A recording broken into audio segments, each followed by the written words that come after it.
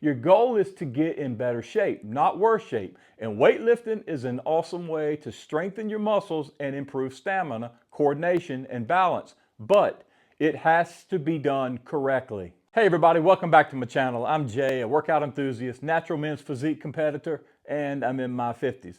I'm about to give all of you 50 plus fitness beginners my top 5 make sense and simple tips for beginning a muscle gaining regimen that you can begin having success with immediately. Of course, older men should always talk to your doctor before starting any muscle gaining program.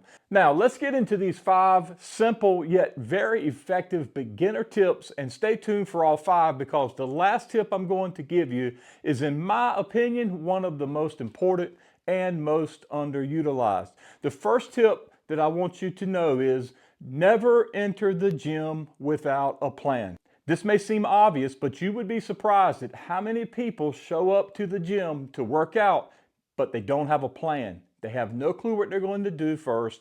They don't know the routine they're going to do in the order they're going to do it.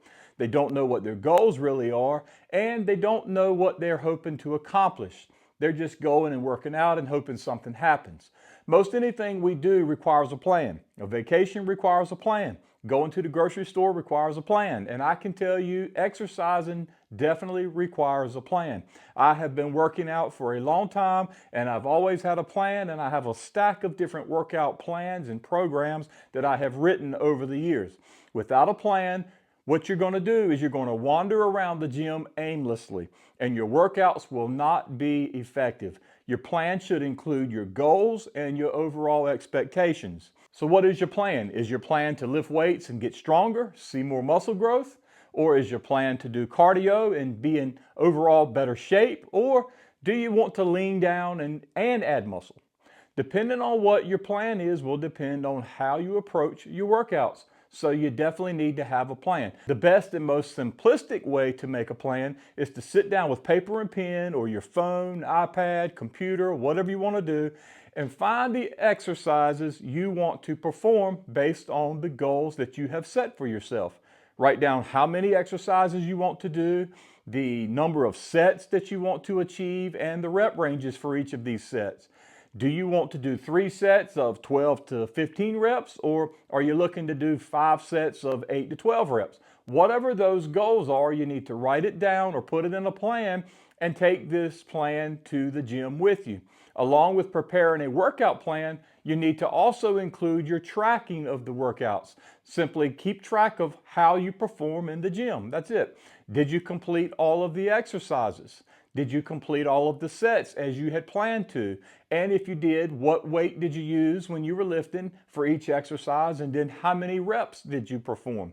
If you performed cardio on a treadmill, how long did you walk? What speed did you walk? And if you used any type of incline, how much incline did you use? Tracking your workouts helps you to see your progress as you go along in your workout journey. No matter how many years you exercise, planning and tracking should always be a priority for you.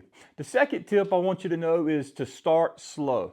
This is a big one because way too often I see people get gung-ho about working out, and they feel it's important to catch up on all the years of lost time, and so they go in and they go at it full blast ahead right out of the gate. In many cases, people come out of the gate with a bunch of energy and excitement, and they're eager to get the results that they're looking for, and so they go in there and they hit it hard on day one. But this can be a big mistake. If you're a beginner, your body will not be accustomed to the stress that you're going to apply to it by lifting the weights, and you will definitely be overdoing it, and you're going to realize that in about 24 to 48 hours later when DMS sets in, which is delayed muscle soreness. And I'm telling you, you're going to hurt, and the soreness can be extreme. Don't get me wrong. I like a little soreness. It's like confirmation that I've done something to get my muscles' attention. However, it's best to lift moderately and work your way into exercises and not overdo it on day one. I guarantee you a moderate workout for a beginner will still bring you moderate soreness. Lifting weights, especially on muscles that are not used to the stress, will cause inflammation in the body, and it's a good way to set yourself back right from the beginning. You don't want to do that. So whatever exercises you're doing, Don't lift any set to failure. When you begin to feel the muscle fatigue, go ahead and stop and don't do too many exercises with too many sets. I personally recommend when you're first starting out that you would do, say, for an example, chest, pick 3 exercises and do 2 sets of each exercise for a total of 6 sets. If that feels like that's too much, back it down to 2 exercises and 2 sets each. But whatever you do, ease into your program and add to the program as your body is adjusting and adapting. The third tip I want you to know is to keep pace with your strength. Remember, your goal is to gain muscle. So what I mean by keeping pace with your strength is as you begin to develop and grow and your muscles begin to adapt, you will get stronger. As you get stronger, be sure to alter your workouts in a way that you can continue to challenge the muscles. Your body is made to adapt, and your muscles, when they're put in a stressful situation, will learn to adapt and grow, so that same stressful situation it'll be able to overcome in the future. Now, if you want to continue getting stronger, you need to make sure you're challenging the muscles. This means you'll be working out with more weight and different rep counts as your body adapts.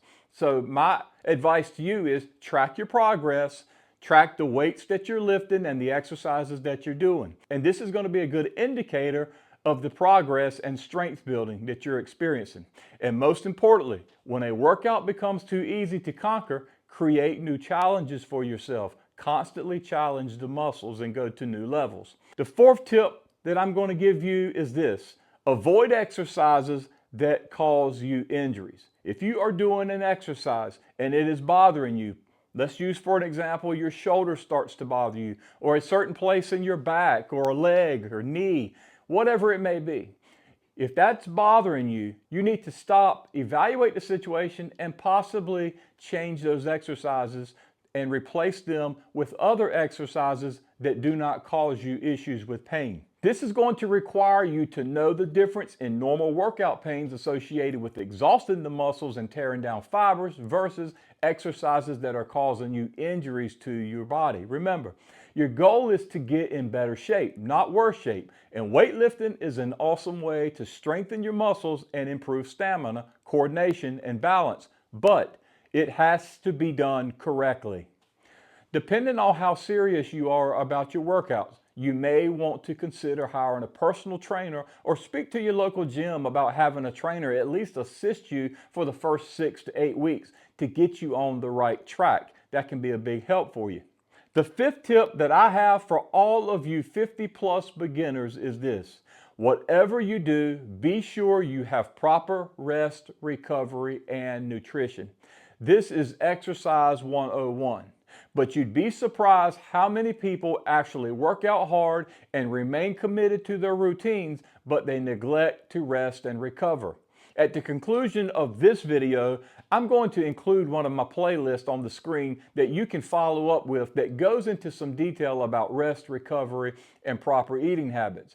But in a nutshell, it does not matter how great your workouts are. If you're not recovering properly, you will not get the results that you're looking for.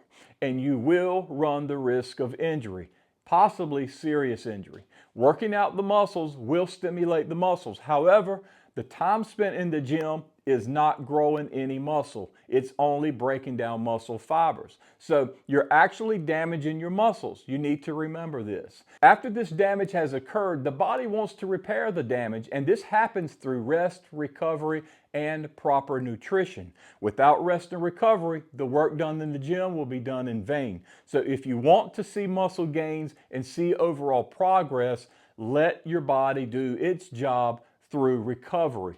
If cardio and overall health is your primary goal, you still need to incorporate rest and recovery into the mix. So many people are afraid of missing time in the gym. I see it all the time, especially with men.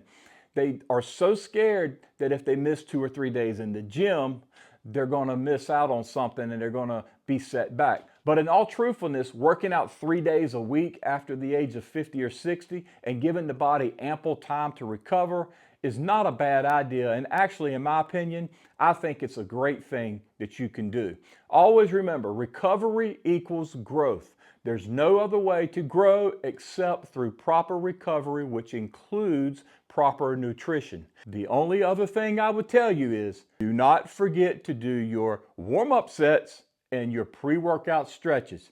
And be sure to subscribe to my channel because I'm going to be coming out soon with a video on how to do pre-workout stretches. That's all I have today. Check out these videos that I'm going to show you up here. Thanks for watching, and until next time, go get fit.